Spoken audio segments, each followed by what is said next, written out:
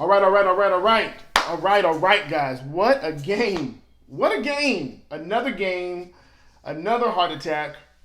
Oh my God. This was one of the weirdest games of the season. And every time I get on here, I feel like I say, what a weird game. But tonight was a game that it was just all over the place. And to be honest, part of it was because it's a 4-game road trip. The team has been rolling. This is the 6th game win streak. So now the team has jumped out on the road, and this has just been crazy. Tonight was a crazy game. First off, let's just say kudos, man, to the guys doing their thing tonight.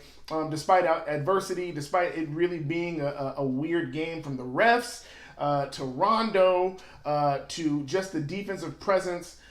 Calls, not getting calls, a whole lot of stuff was going on. I mean, flagrant 2 fouls, technical fouls were happening. It was one of those games that it just proves to me why we probably shouldn't have 2 teams play each other back to back on home and away games. It was very chippy. It was very it was unnecessary. It really was an unnecessary. It had the feelings of a rivalry game, but there really was no rivalry.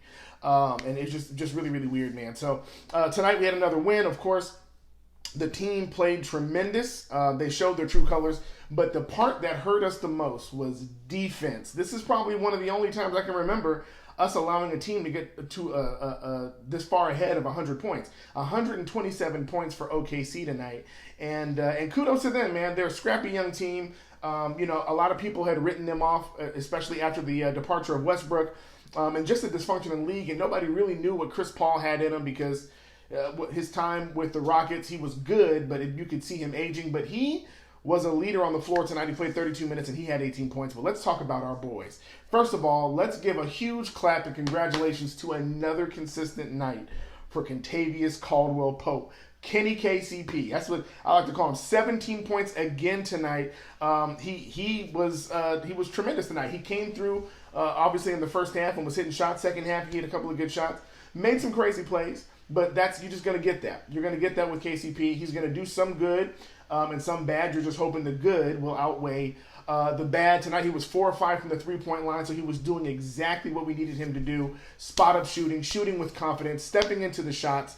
And this is what we've learned about KCP. This is what we can learn really about the entire team, but especially KCP. There are what we call consistent shooters, and then there are emotional shooters. Consistent shooters would be like your Kobe's, right? Where Kobe is going to shoot the ball, whether he's having a good game or a bad game, he's going to believe in the mechanics of his shot. He is trusting in the consistency of his practice. But for Kentavious Caldwell-Pope, for KCP, it is very clear that when his emotions are not in a good place, when he is down on himself, I'm using the word depressed, I'm not sure if that's what he would say, but if he's not feeling like himself, then it affects his shooting. But the minute he starts seeing the ball go in, his confidence goes up. He steps into shots. He believes. And I don't know if you guys were watching the broadcast, like as they were going into timeouts or as they were going into commercials. But if KCP was on the floor and the ref blew a whistle, he would grab the ball and shoot it anyway, even if he was shooting on his own basket. He has to see the ball going in consistently. It's whatever that is for him mentally. It helps him to sustain the momentum of his consistent shooting. So if that's what it takes, man, we're gonna hype him up. So let that be a lesson for all of us Laker fans.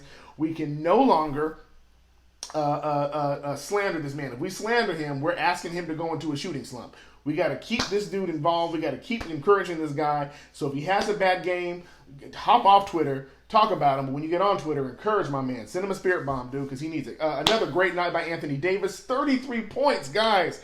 I don't know how to explain this, right? Because I think the issue is, and this is why you hear all these pundits and everybody saying, like, I don't know if Anthony Davis really has it, yada, yada. But you can understand, not only is he a top 5 player in the league, but he scores his points the right way, right? He had one shot where he completely missed the basket, and that's okay. I don't care about that. But he shot consistently from 3 tonight. He was 4 of 7 from 3.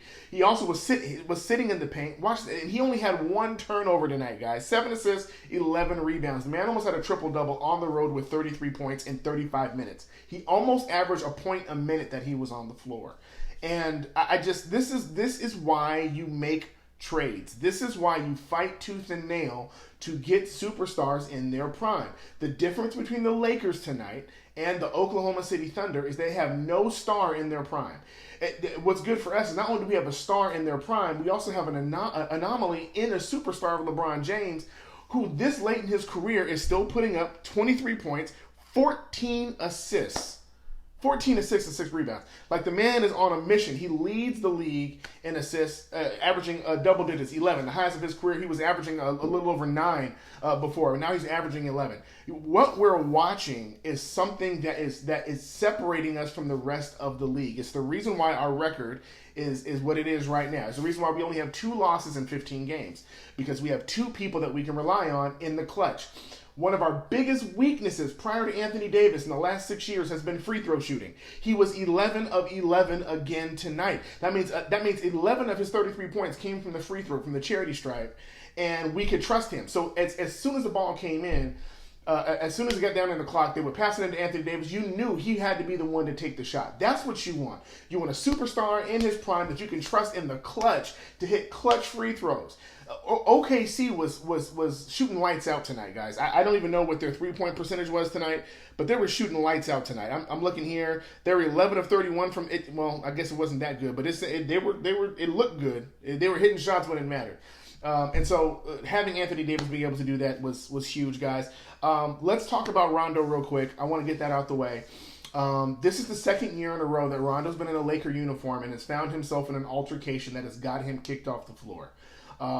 And I don't know how to explain it. Rondo has always been an emotional player. His emotional composure has always been an issue, which is why predominantly he thrives when he's around veterans.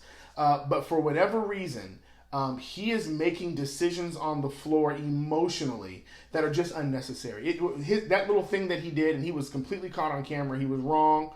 I don't know if he thinks he got away with it, but he was arguing like he did nothing wrong. But that little thing he did to Schroeder or whatever was unnecessary. It was completely unnecessary. It didn't do anything for the team.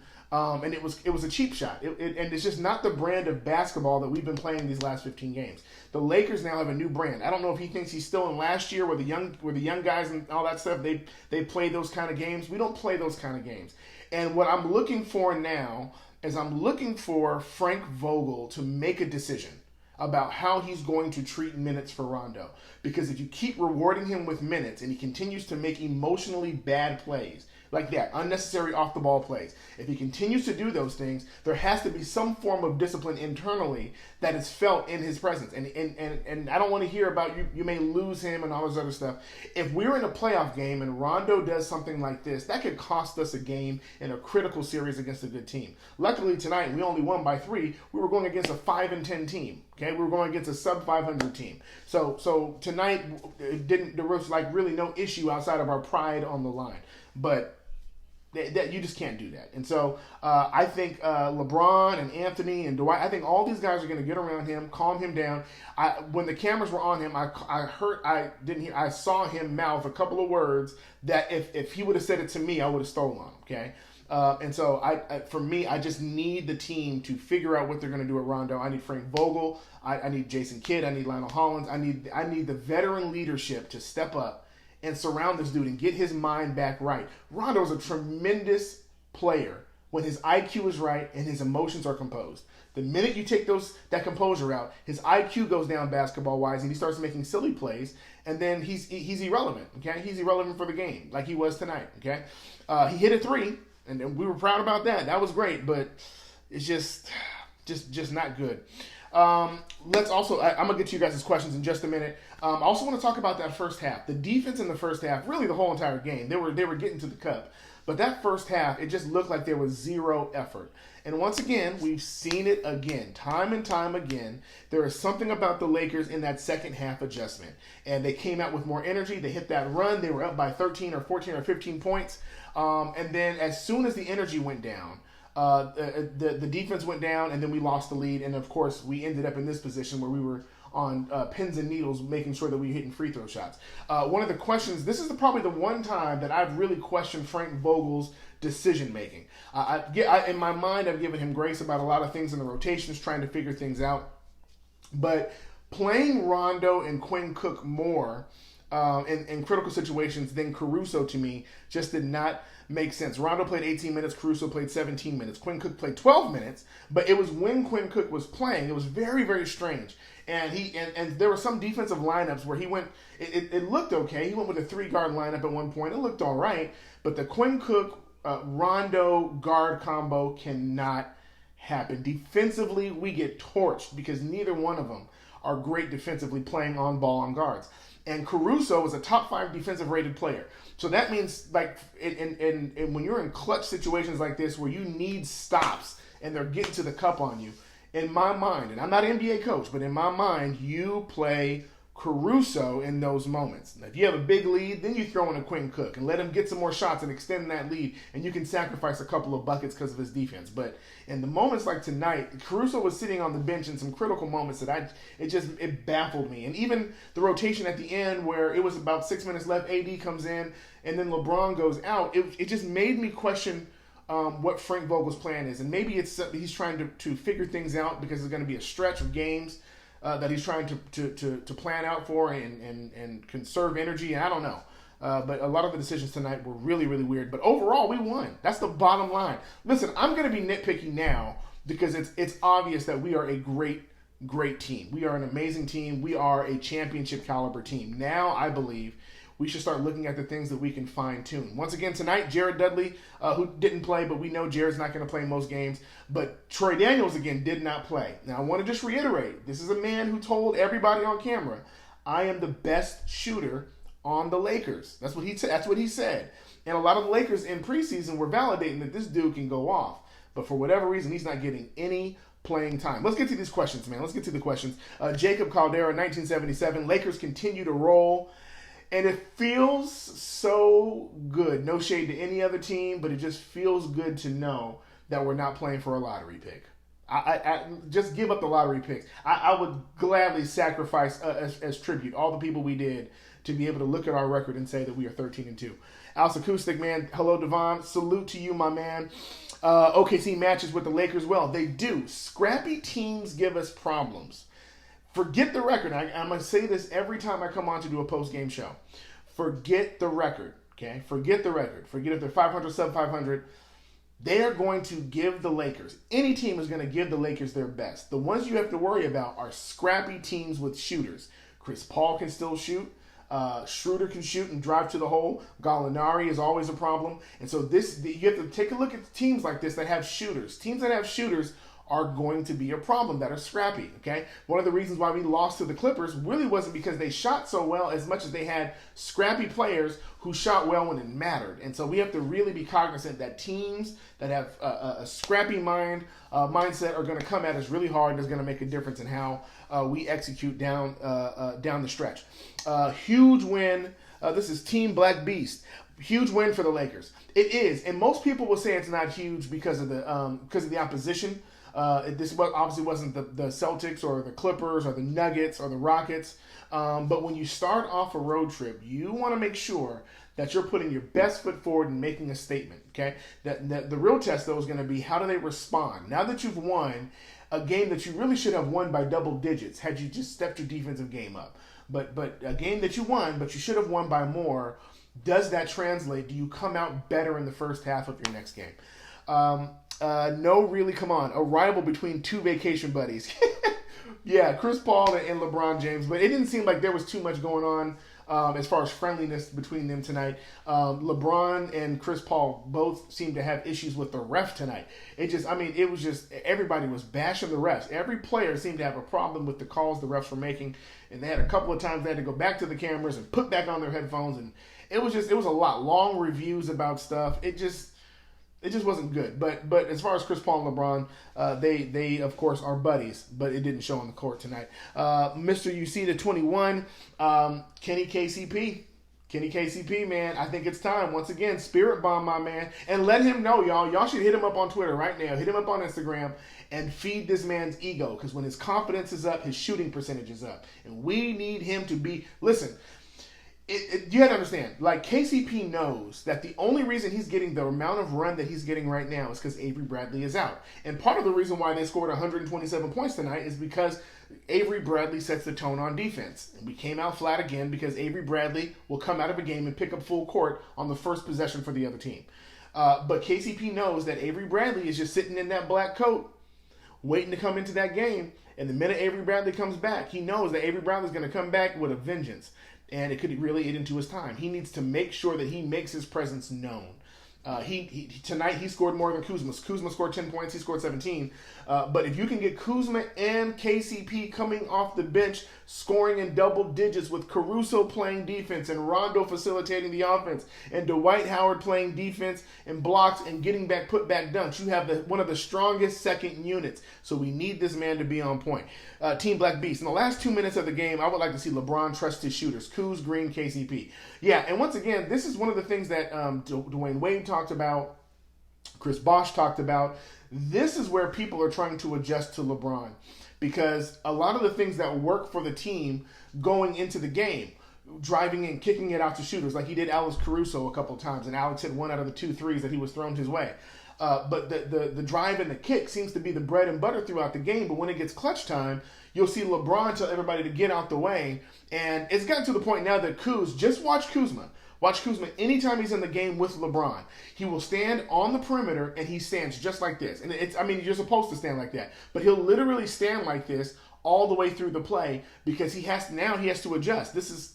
I don't know if you're going to pass it or not.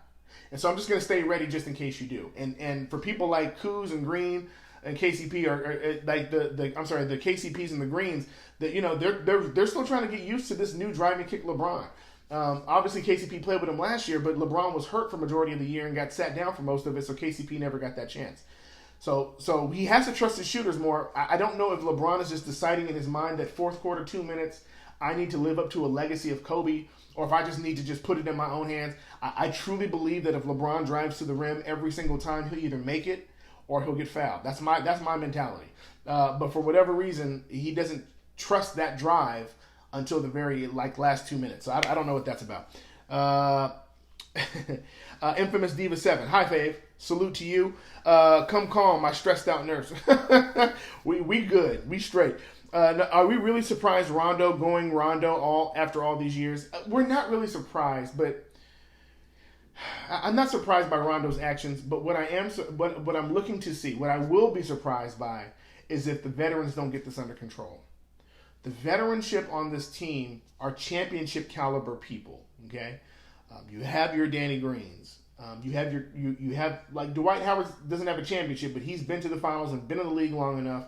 And really, Dwight Howard is really in the kumbaya zen place right now that I'm loving. Okay, JaVale McGee has been to multiple games, won championships. So I'm waiting. But if you notice, it was just the whole team was just the whole energy got all messed up when Rondo got in trouble. And not only did Rondo get kicked out the game, then he got a tech on his way out. So not only did you cost us your time on the floor, the players are trying to get him out, the coach is trying to get him out. He's still John over nothing, over something that he did. He's John and then gets another technical, which gives the other team another point. Like, I'm hoping the veterans tell him, get your act together, figure it out, and get on this court and play basketball next game. That's what I'm really hoping. And this is different than like a Rasheed Wallace. This is different than you understand what I'm saying? This is different than like a Boogie Cousins, right? A Boogie Cousins obviously would get angry, but he wouldn't go as far as that. Boogie would get mad at players. Boogie would get mad at refs, but Boogie wouldn't like cost his team so much. I just don't get it. Punishment really doesn't faze Rondo. They got to figure something out. And the one thing that will affect him is if you sit him on the bench more.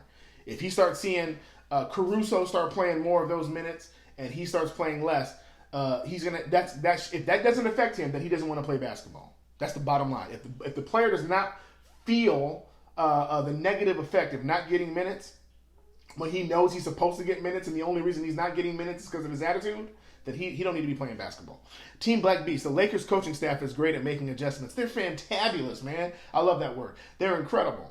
What I feel like is that when I think about these legendary coaches like a Greg Popovich, or like Doc Rivers, It's amazing to see what they've done by themselves, but it's amazing. I think it's a bigger testament to see three head coaches who have been head coaches in playoff games, been head coaches of some really great defensive teams, to watch a Vogel and a Hollins and a Kidd work together. And once again, when we hired Jason Kidd and we didn't get Tyrone Lue, when we hired Frank Vogel, it was like, oh my God, Jason Kidd's coming for Frank Vogel's job. And the truth is, there has been zero reports, I mean, no rumors whatsoever of any problem with the coaching staff's unity. When you see them on the bench, it's obvious. When you watch Backstage Lakers and you're watching Vogel and Kidd interact, it looks like there is a synergy between that coaching staff that to me makes us actually better than solo legendary coaches, because it's three great minds who have decided to all work together for a greater championship good. Vogel was Dr. Frankenstein tonight. No, really, come on. That's the truth. Marquis Smith, 818. Fine-tuned. Really need to see more offensive play sets. One of the things that troubled me tonight was watching, again, AD got 33 points tonight and did his thing. But watching AD catch the ball so far up to the three-point line, it just doesn't give him enough room. Him working closer to the arc, closer to the free throw line, really does better because it forces the defense to collapse in, which allows him to either make the right play of kicking it out or bully balling into the middle.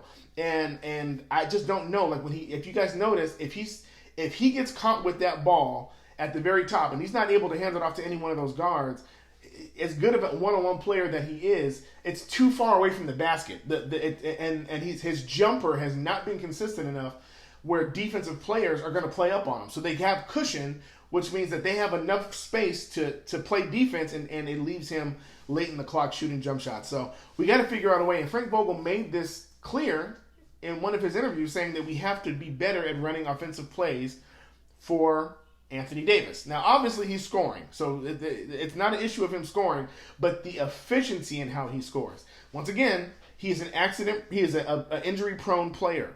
So we have to be cognizant that the more you work him, the closer you're riding that fine line. We want the sets to be efficient. And what's funny is we're watching teams play pick and roll against us fairly decently. In the first half, we were outscored in the paint, and we have the bigs. They have Mike Muscala, Steven Adams, and Gallinari. Those are their bigs. That's pretty much it for their bigs, right? And we all, Laker fans, we all know who Muscala is. There's no reason why he shouldn't have been exploited. And for some reason, AD would be on Gallinari, Gallinari would be on AD, and they would pass it into AD. I don't know why we weren't exploiting that matchup, because Gallinari cannot hold AD in the paint. But for whatever reason, just wasn't happening tonight. Shot the three ball really good. We did shoot the three ball well tonight. Tonight, we shot, check this out, guys. We shot from the three-point line 54% tonight. We were 17 of 31. 54%. We were 51% from the floor and 54 from three. That's incredible. The problem that I think we continue to have is we had 15 turnovers tonight, and all of them were silly. It just looks sloppy. When we're playing well, it looks so smooth and so amazing that it makes the times that we're not playing well look that much more sloppy. And so having 15 turnovers in a playoff game, that could really cost you. But tonight worked in our favor. I'm going to go to the plus minuses real quick. I'm going to keep going to these questions. I'm going to go to the plus minuses real quick, but I want to show you how weird these plus minuses have been showing up in seasonal stats. Danny Green was a plus 10 tonight, while LeBron James was a plus 3. That's really weird when you think about somebody who had 14 assists only being a plus 3, and a Danny Green who had 14 points and no assists and 4 rebounds, but was plus 10, right? So I do appreciate and I respect plus minus for what it is, but it is one of the most lopsided stats because it doesn't tell you truly what's going on in the game. For instance, Kyle Kuzma was a negative 5. Daddy! Sorry, guys. Sorry.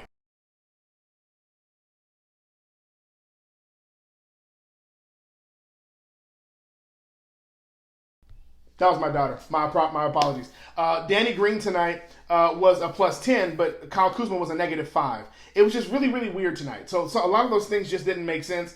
For instance, I don't know how this works, but JaVale McGee was a +6 tonight, and he really didn't have much of an effect outside of rebounding tonight. He wasn't his normal JaVale McGee self. So, you know, to whatever it means for plus minus, we know how the players feel about it. The players hate plus minus.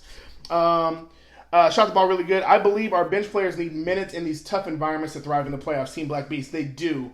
I think you're going to start seeing that more. Once again, we have yet to see the full rotation in effect. So we've had injured players. Once again, Rondo and Quinn Cook and Avery Bradley and all these guards, at least one of these players had been hurt at all times. So I haven't really seen Vogel have the full arsenal and figure out who's going to be where. But you better believe by All-Star break, we're going to have 2 different sets that are going to be pretty solid with small interjections, okay? I believe Caruso's going to get big minutes when it comes to the playoffs. We already know Kuz is going to get big minutes. We already know Dwight Howard has proven that he deserves big minutes.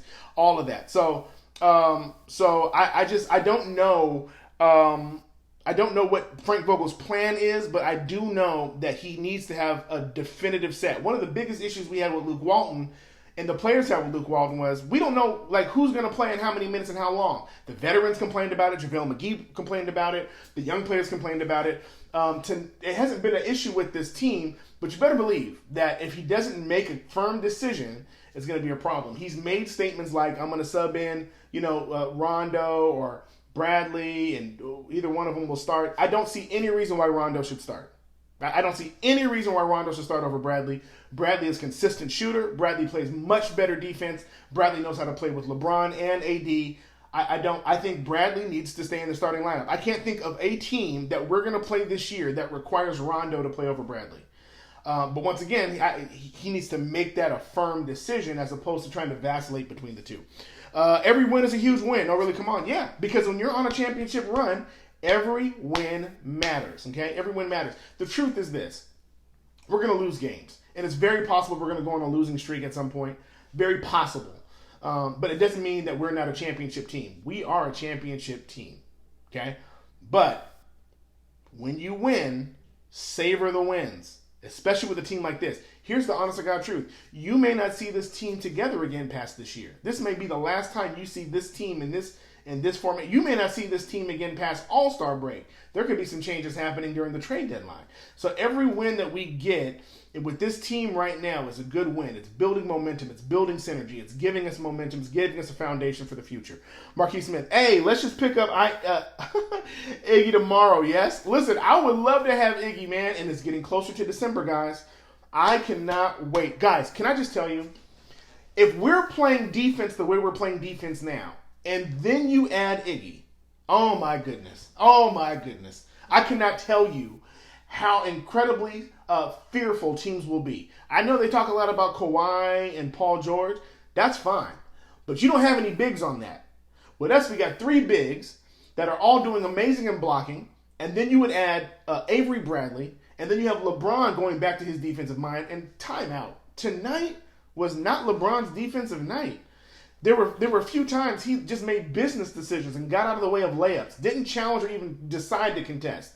There were times that he completely missed defensive rotations and left. The reason why you saw some of those 3-pointers so wide open was because of that very thing. Was because if you watch the set, LeBron just got caught up in the roll in the pick and roll, and you would find his man wide open.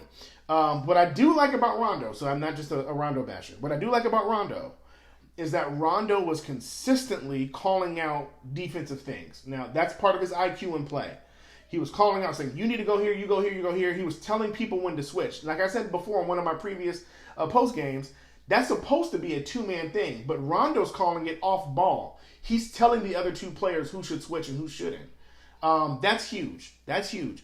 And so, if you add Iggy to that mix with that veteran leadership, that championship pedigree, the defensive hands, that's what Iggy's known for. It's not his speed, it's his hands. That dude's hands are incredible. And of course, you add in the clutch shooting. It's incredible. Here we go. We like to gloss over important stuff when we win. We have a big problem with closing games. Yeah, this is Max Adeji 1 or Adej. I'm not sure how to say it. But yes, we have a huge, well, it's not closing games because we win. The issue is we have a hard time keeping leads. And once again, this is scrappy teams. It's just the scrappy teams. When scrappy teams come in, they are annoying, they are pestering. So even when you get a lead, they don't crumble. There are some teams that we played this year, as soon as we got a lead, the other team never got a lead again. Those are not pestering, festering, annoying teams. The annoying teams, like an OKC, or like a Pat Bev in the Clippers, or to be honest, you're going to see some of this with the Rockets. Okay, there's a certain level of pride that comes in, and so that's what's carrying us to those wins is the veteran leadership doesn't get shaken by our inconsistencies throughout the game. Anthony Davis, LeBron James, they don't get that doesn't mess with them. They stay even keel, and that matters. Okay, that matters, and that's how we're ending up closing. But you are right, Max. We have to find a way to keep the momentum when we gain leads. OKC seemed to have bounced pretty nicely after losing Russ and PG. Lakers still better. That's correct.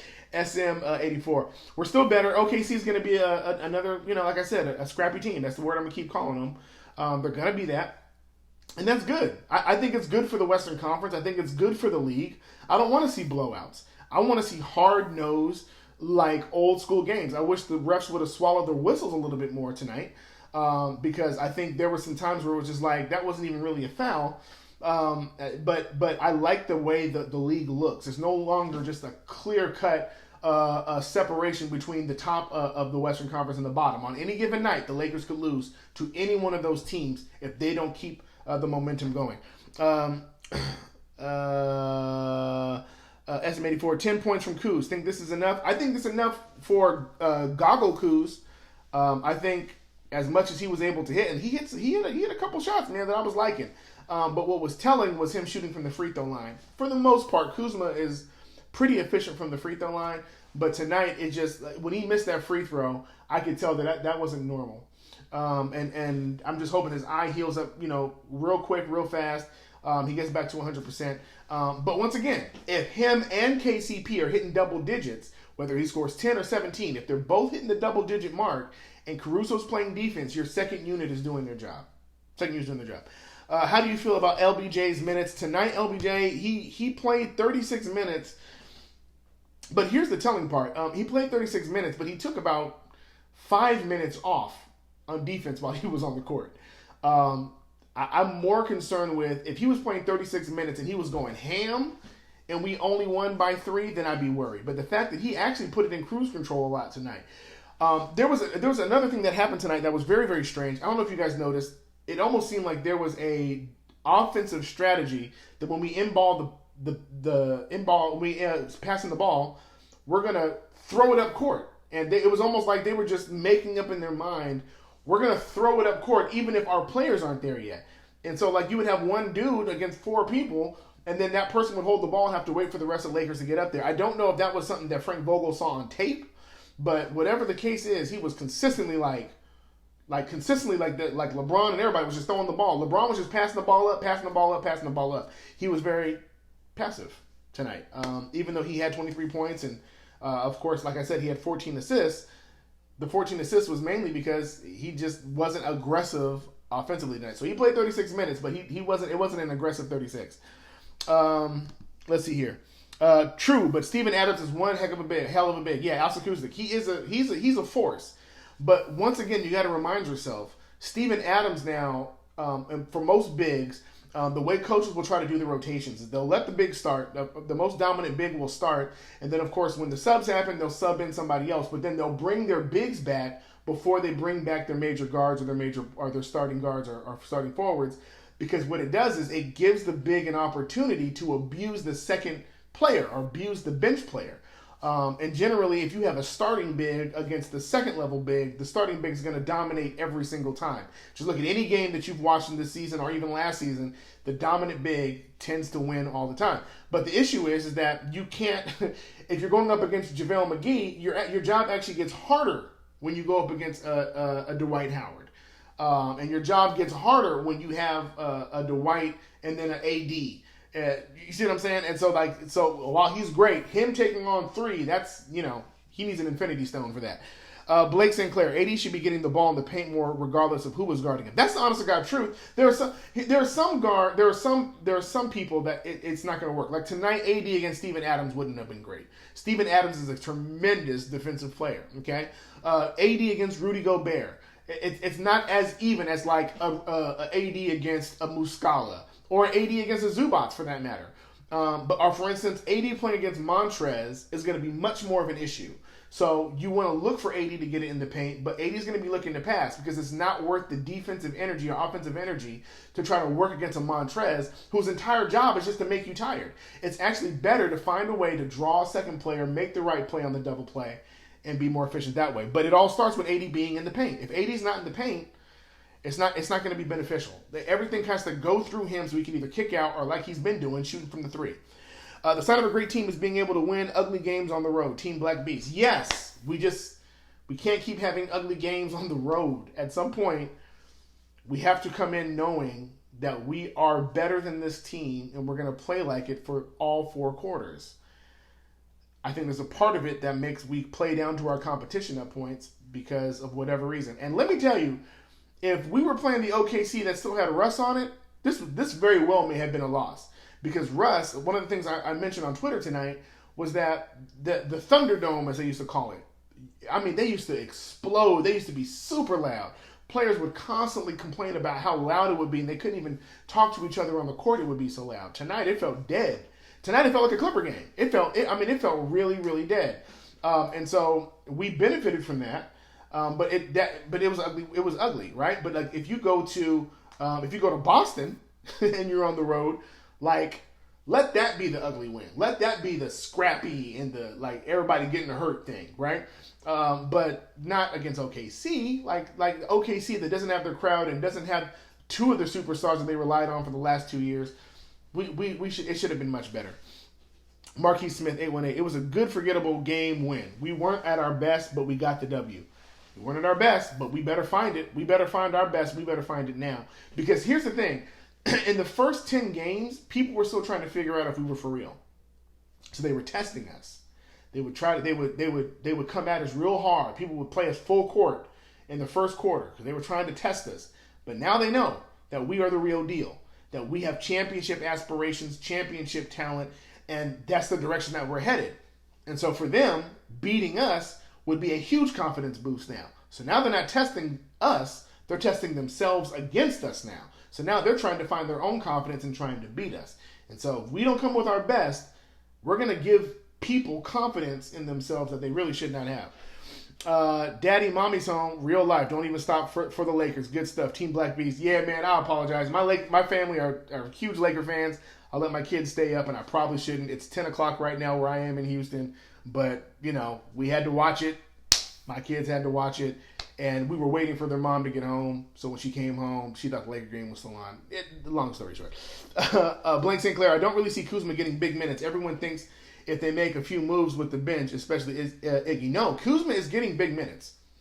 But you better believe it. Kuzma is going to be getting big minutes. Kuzma, once again, the minute that Kuzma got healthy, he started hitting his streak, and then he got hurt again. So like now he's playing a little bit, but they're still kind of taking it easy on him because his eye is not great. But when he's fully healthy, you better believe he will have the top. He'll have he won't be starting, but he will be closing games. Alex Caruso, Kuzma. These are people that you're going to expect to play in the last 4 minutes because not only because of Caruso's defense and because of Kuzma's shooting. When Kuzma's healthy, he's undeniable, guys. He's undeniable. And he has a shooter's mentality. So even if he misses, he's not rattled. That's what we want. That's a very good point, though, man. That's a very good point. Like, the minutes are going to be an issue, but I don't think Kuz is going to have to suffer for that. Marquis Smith, 818, agreed on Braun tonight. Made late game mess-ups, looked tired. Braun is playing too much. Yeah, fourth quarter, this is the second game now where his fourth quarter, he's been making some silly turnovers. He dribbles, he drives in, the defense collapses, and instead of him kicking it out, he dribbles it off his knee, or he dribbles it off a foot, or somebody reaches in and pokes it away. It continually happens. Unfortunately, and I hate saying this, Skip Bayless, every time that happens, he pulls up a whole highlight reel of LeBron's fourth quarters. I just don't know what it is about it. It could be that when he gets to the fourth quarter, he's tired. But listen, I think once the team gets consistent, they'll start giving Bron a little bit more breathers on the bench. Mario QD, we need to close faster the games to rest LBJ and AD, especially when they're are back to back. Yes, perfect. I'm so glad you said that. The reason why you want to sustain leads with your bench is so that AD and LeBron can sit down. You want AD and LeBron to come out hard and destroy the teams. Build a lead, your backups to do whatever they can to sustain that lead, let them sit the bench. And then when it gets like the last 5 minutes, let AD and Bron come in and close out if necessary. And that's essentially that's going to be the winning recipe. If we keep asking LeBron to play 36 minutes to win games against OKC by 3, then by the time we get to the playoffs, he's not going to have enough gas. And I know he's super hyped right now. He's like, revenge season. We ain't even got to the All-Star break, bruh. Like, you just wait. Just give it a minute. Like, we need him to be as fresh as possible to give us his best fourth quarters in the playoffs. So great point, Mario. Billy Goat, man, OKC and the quick guards, man, they tough. They are. And man, prayers out to Diallo.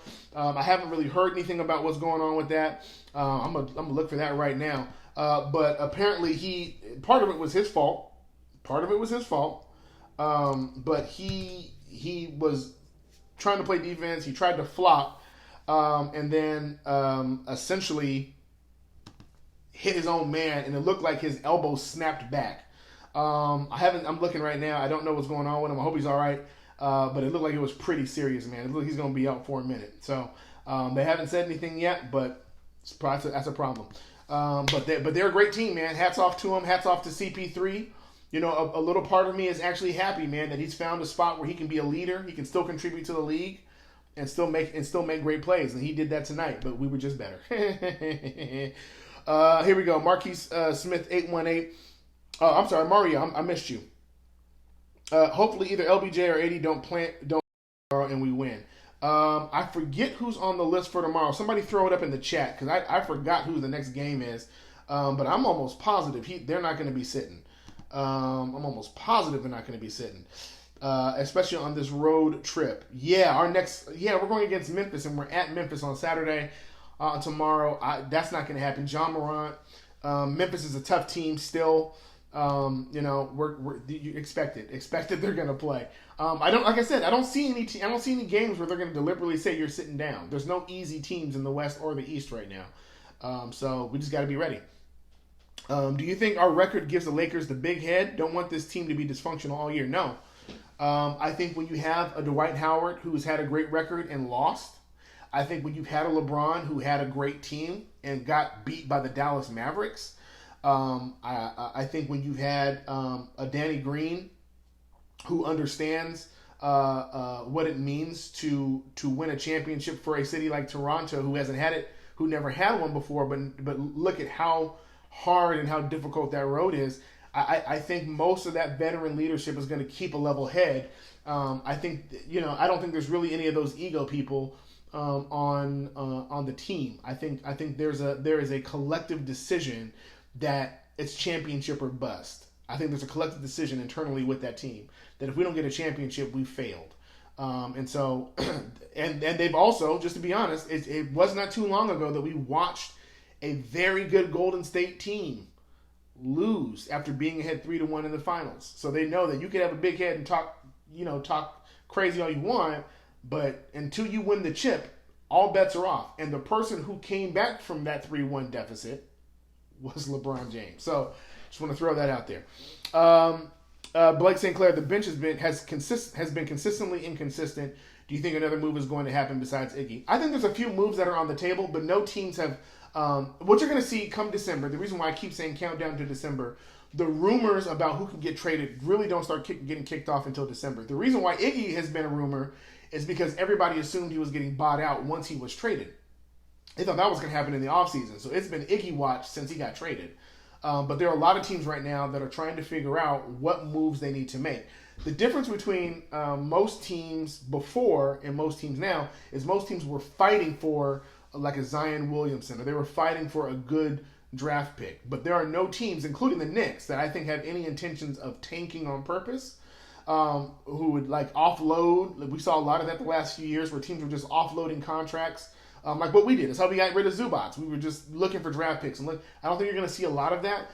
So if any team makes a decision to trade, it's going to be because they want to make themselves better, if not for this year, even possibly moving forward. So you haven't heard any rumors yet about what teams are looking to make what moves, but be watching. Watch other teams and watch where the shooters are.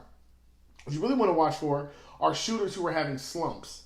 We need a good 3-and-D kind of person. We need somebody who can shoot threes and can play defense. That's what we ultimately need. So if that person becomes available, it's a possibility. There's not a lot in the league right now that aren't locked down. But we are going to make a move. I'm almost positive we're going to make a move. I just don't know what that move is. But everybody, the number one priority is Andre Iguodala. If they get Iggy, no way Kuzma ends games in the playoffs. Yes. Yeah. To have a Kuzma who shoots, once again, the idea is that you have somebody that LeBron can pass to. The defense is important, but Iggy is, while he's clutch, he's not really a consistent shooter like that. Kuz is way more consistent of a shooter and works well with LeBron and has fresher legs. I got to keep putting this back in your mind, guys. Iggy is there to play 13 to 15 to maybe 20 minutes, okay? Not only that, if we got Iggy at the trade deadline, it would take him, no joke, it would take him about a month to 2 months just to get up into game speed, okay? So they're going to ease him into it, and you don't want Andre getting hurt, and he's had injury problems before. So don't expect, Iggy's going to be in when it matters, but don't expect him to get big minutes. They're expecting Kuz to keep the scoring up when LeBron or AD are on the bench. That's Kuz's job. Andre Iguodala is in there to play defense. Danny Green is in there to play defense and shoot threes. That's the idea. You want to have a shooter and a defender on the floor at all times. Grizzlies. Thank you, Blake Sinclair. Yeah, I saw that. Memphis. Iggy, bro. Yep. Maybe not the big head, but slows down growth. When you're dealing with veterans, man, like it's not really about growth anymore. Like you're not even having to deal with synergy. It's really more the team likes each other. They are unified. They do what they got to do. They stick up for each other. We saw that with KCP when someone has a shooting slump. We haven't seen this from a Laker team in I don't know how long. When somebody's having a shooting slump, the entire team comes around and like literally goes, "We love you." We haven't seen that before, so you're not really going to see a lot of that as far as camaraderie, chemistry, none of that stuff. It's going to be more about Frank Vogel instituting offensive sets, and it's something I think they're all waiting for and all desiring. And I don't know if any of that's going to stunt any of the growth of the people, man. Listen, I just have to say, man, tonight was a great win. I'm looking forward to tomorrow night. Greg will be with you guys tomorrow night. I am actually hopping on a plane this weekend, heading back to LA for a little bit. I'm gonna see if there's some way Greg and I can work out doing a post game together. And I'll be on his hip, man. Thank you for saying that, Marquise. Cook, THT, second round draft pick, cash incentives will pick up a bad contract for Iggy. Yeah, I don't know. I'm gonna be honest. From what I've been reading and hearing, they're very high on talent. On talent. So I think that's our draft pick. If you've been watching any of the clips of him in the South Bay League, he's good. Like he could be a steal. We don't know what he's gonna look like in front of NBA talent, but right now. He's giving me a lot of the great vibes. Not only him, but the other guy that we have, I can't remember his name, Norvell. Zach Norvell. These are guys that are like competent shooters, and Talon is not only a shooter, but an incredible passer. So things that we just didn't know. So I'm not sure they're going to trade him. I can't say they're going to trade him. I think they may keep him hidden right now and stashed for a minute. And kind of integrating him in because he could be a really great player. I don't know what his defense is like, but I do know his offensive game is sick. So anyway, yeah, I'm gonna get out of here, guys. I'll end with this quick story, man. I had an opportunity I have a friend of mine who actually does who's a barber for the Warriors. And so I went to a backyard barbecue, and some of the guys were there. And so I had a chance to sit down and talk with Andre Iguodala. This was a couple years ago. And we were sitting down eating barbecue and the whole nine. But one of the things that we were talking about was Iggy was talking about his aspirations to be one of the greats. And that he wants to, at that time he was still with the Warriors, but there was a hunger in his heart for not just the dynasty, but for cementing himself as somebody who was not just relevant in the league, but a Hall of Famer. And so I think that was very telling, considering at the time that the Warriors had been sitting on a pedestal for some time, and he was still hungry. So I don't know when I'll see him again. Hopefully I'll get a chance to see him again at some point. But I think if you have a player like that who's still hungry after winning championships, that's the kind of guy you want on your team when you're going for a championship run. So. In any case, last thing here, Blake St. Clair. My point is, who else's minutes does Iggy take if they get him? KCP probably. Danny Green and LeBron Kuzma makes the most sense especially when he has been so inconsistent. I see Kuzma maybe dipping below 20 minutes. I don't see it, guys.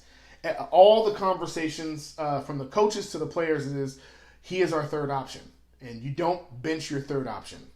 He's been inconsistent because he's been hurt. But as soon as he got healthy, his consistency literally picked up like he never left. So I don't anticipate Kuzma playing less than 20 minutes. But with all that said, man, I appreciate y'all. I'm so glad y'all tuned in tonight. Let's keep going. Make sure you hit up your boy, KCP. Let him know he did a great job. And let's look forward to another great win. We got Memphis coming up, of course, on Saturday. And then we're going back to San Antonio, going back to New Orleans. All of these games are important. All of these games are losable games if we don't keep our foot on the gas. And so once we do that, then we have Washington and Dallas coming into our own home. And I know that's going to be hectic as a mug, but it's going to be great. So anyway, I love y'all, man. Y'all the greatest fans I think any other aggregation can have, man. And once again, Greg has said this. We're going to original content, man. We're going back to original content. So it's going to be like no more of that aggregating stuff. We're going to be doing original content for you guys. And the stuff that got cooked up, the stuff we got cooked up for you guys for Showtime is crazy, man. So y'all be on the lookout for that. I'm really excited about it. I salute y'all, man. Salute to everybody in the chat, Blake and Marquise and all y'all, man. I appreciate y'all, and I will talk to y'all